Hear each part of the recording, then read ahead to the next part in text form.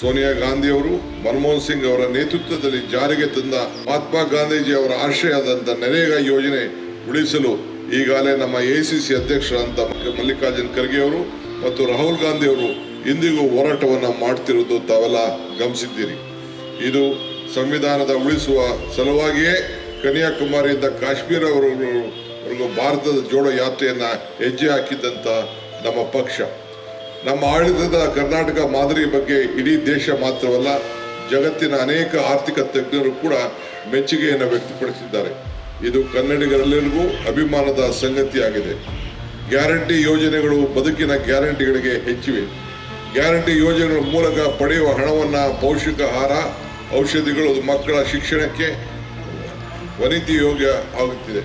Guarantee ಯೋಜನೆಗಳು 89% ಫಲಾನುಭವಿಗಳು ಕುಟುಂಬಿಕ ಸಂಬಂಧಗಳಿಗೆ ಸುಧಾರಣೆಯಾಗಿದೆ.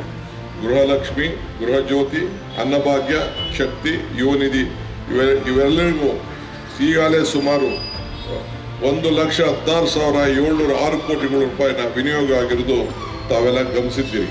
ಇಡೀ ದೇಶದ ಇತಿಹಾಸದಲ್ಲೇ ಮೊತ್ತ ಮೊದಲ ಬಾರಿಗೆ ಇದು ಒಂದೇ ಸಲ 43,345 ಮನೆಗಳು ಒಟ್ಟಿಗೆ ಈಗಾಗಲೇ ನೀಡಿದ್ದೇವೆ.